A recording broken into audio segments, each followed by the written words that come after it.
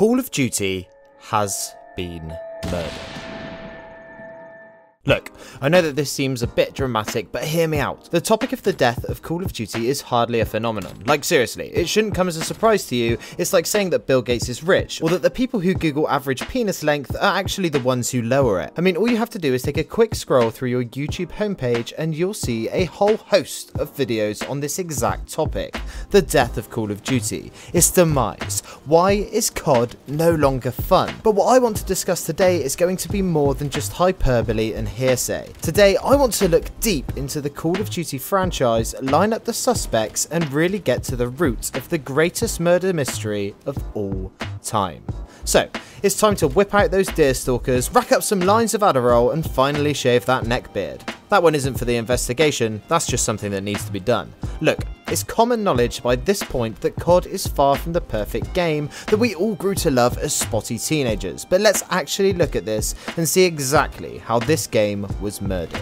I didn't do it! Okay, everybody just calm down. Nostalgia. Possibly one of the biggest reasons for disappointment in life in general. Often it's looked upon fondly, but in actual fact the word nostalgia literally comes from the Latin words nostos, which means homecoming, and algos, meaning pain or ache.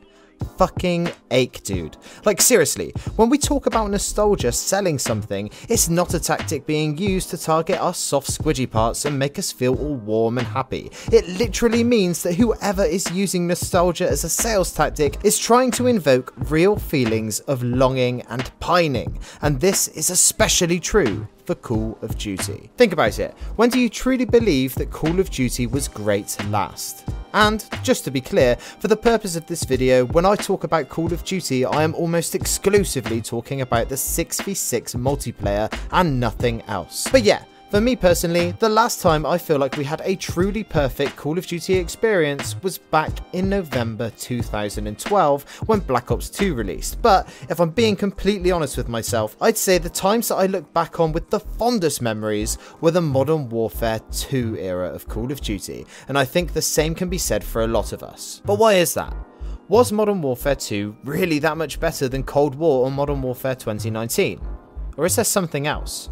Like many people who class themselves among the hardcore Call of Duty community, I was just a snot-nosed little 16-year-old. I was in my last year of school, and for the most part, a lot of the painful, awkward years of puberty had passed. 16, I was waking up to go to school to do just as good as I could to get my grades and get the hell out of there.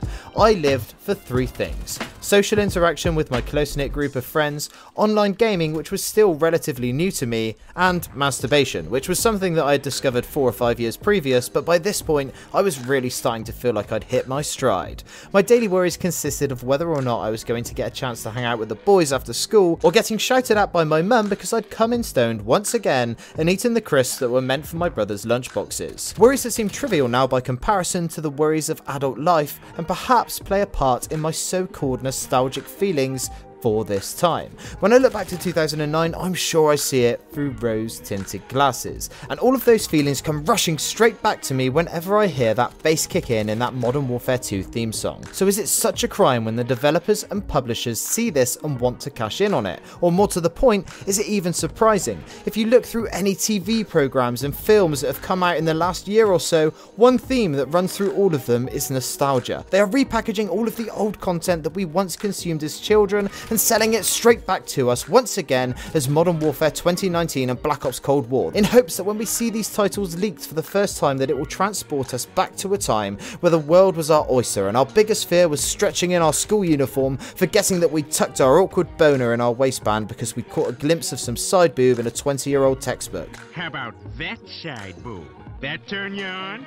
Well, it shouldn't, because that's my side boob. But here's the thing, nostalgia can only take us so far, and once we realise that things aren't the same as they were in 2009, then we play Modern Warfare 2019 expecting to feel the same excitement as we did all of those years ago. We are ultimately disappointed, because even though what we are playing is essentially a better, more modern version of the same game but with more toys, better graphics and a gun that punches harder than a stepdad on 2 bottles of scotch, none of this is taking us back in time. time. It's unreasonable to think that something as simple as a game could do this, yet every year we do, and every year we expect to feel the same level of elation that we did all of those years ago. With that being said though, nostalgia did not murder Call of Duty. At least not alone. At the very most, nostalgia sold the gun, but he did not pull the trigger. Money. Give me money. Money me. Money now.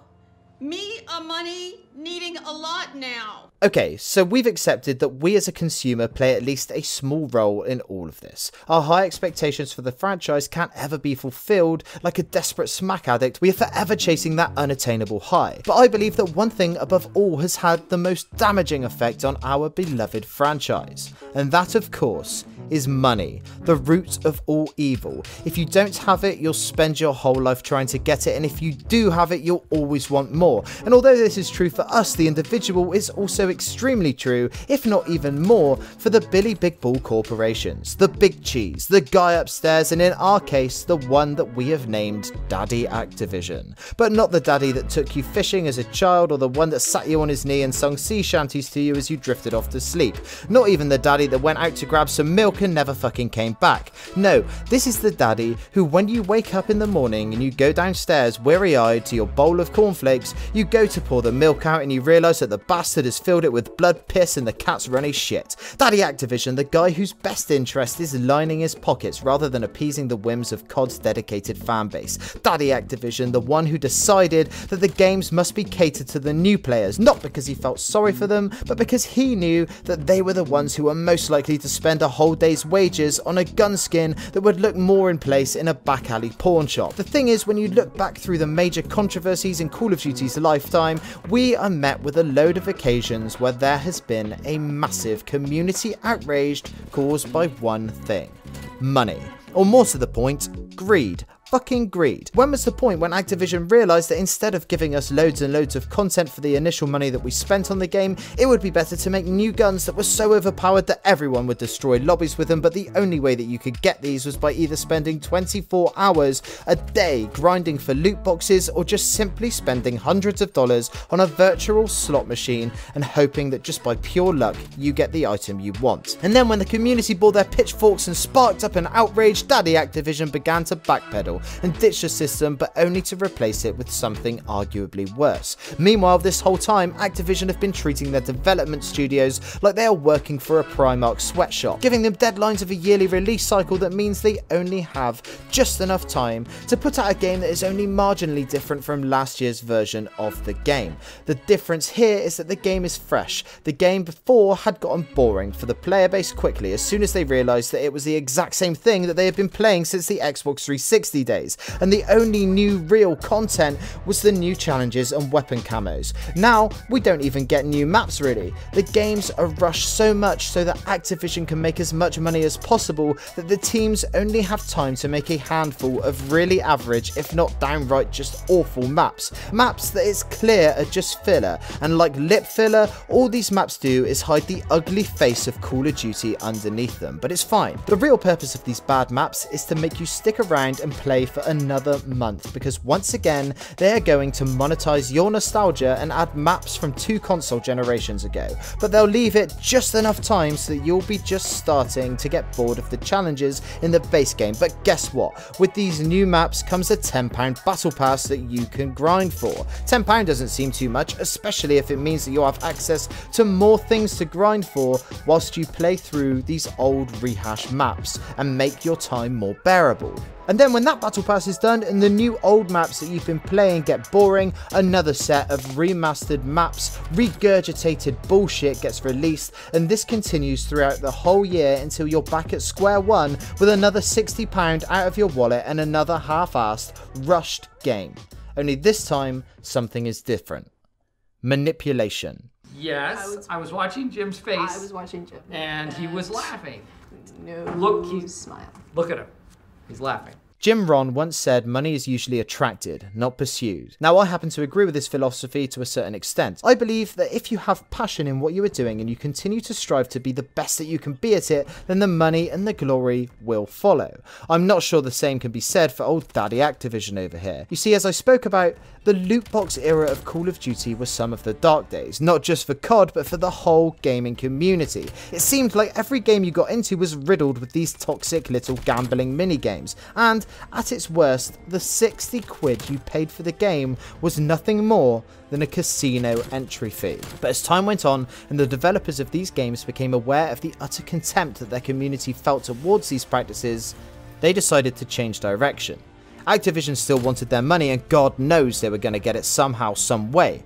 So they turned to the art of manipulation. They realised that in order to monetize us and our time, they were going to have to make us think that we were in control, whilst behind the scenes they were pulling the strings like Geppetto on a meth binge. And so was born the nemesis of the hardcore Call of Duty fan. A tactic so evil that one day it will most likely be spoken about in the same breath as the British Empire and Voss from Far Cry 3. And that is, of course, skill-based matchmaking. Look, I know you're all sick to the back teeth of hearing about skill-based matchmaking, but let's be honest, if we are talking about the murder of Call of Duty, how can we miss out the thing that is making the game the least fun experience there is in gaming?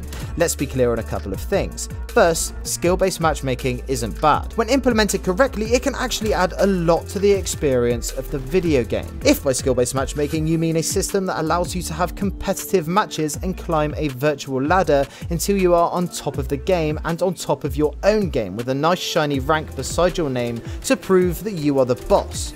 But let's not fool ourselves here. This isn't in the interest of fair play and competition. This isn't even in the interest of giving noobs a fighting chance. The reason that skill-based matchmaking exists is purely to manipulate as many people as possible into playing a game for as long as possible, and to make the average player think that they are just as good as their favourite streamer that they watch. And on the face of things, it bloody works. In Call of Duty World War II, a game where SBMM was not implemented anywhere near to the degree that Cold War has, only 56% of Xbox players unlocked the achievement to get 10 kills in multiplayer.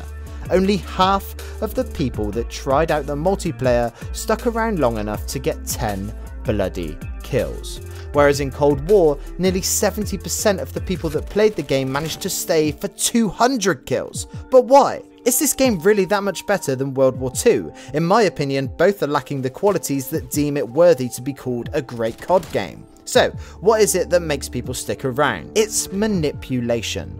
If you're watching this commentary, then the chances are you fall victim to the same echo chamber that I do. A small little oasis in the desert called YouTube, where people aren't afraid to say what they think, and the hardcore Call of Duty fans congregate to discuss the worst thing in Call of Duty at the moment, SBMM. But this is where we fail. We think that because we talk about this, and because it's all we see on our YouTube homepage, that everyone thinks this way. Cruel reality is, SBMM has pulled the wool over the eyes of the casual player. SBMM that makes little Billy Goat 57 think that he's amazing because he's out in lobbies where everyone only has one hand. SBMM that makes even the worst player think that they can go positive, or at least nearly positive, and think that they'll be the next swag. SBMM is the equivalent of making a 5-year-old think that he loves chess because every time you play him you let him win. But guess what? When that little 5-year-old grows up, he will believe that he never has to try hard at anything in life, because just like the SBMM era noobs, the victories were just handed to him on a plate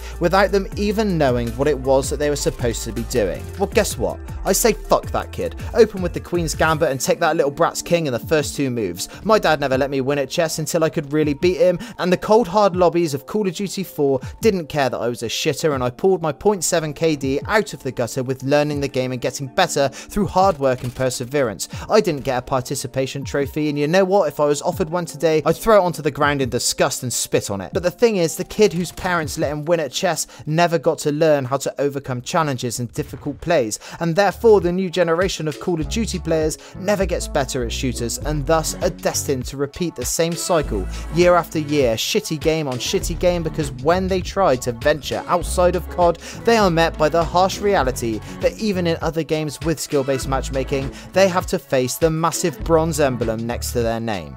But what is death? You see, throughout this video I've been talking about the death of Call of Duty as if it had no players and no interest, where in actual fact the death I refer to is not the death of the franchise but the death of the core principles that I believe it once stood for. Call of Duty won't be going anywhere anytime soon, but I'm afraid that the things that we all once loved about the franchise will be left by the wayside. But anyway, that's about it for this video. Look, I tried out a slightly different format with this one, so if you enjoyed it, it would really mean a lot to me if you let me know. Those of you who have watched these videos for a while will know that I love to see who sticks around until the end. So if you're still here, I'd like you to let me know by answering this question down in the comments. Do you think that Call of Duty is dead? And if you do you think it could be brought back to life? Anyway, that's it from me today. I'm Average Joel. Peace.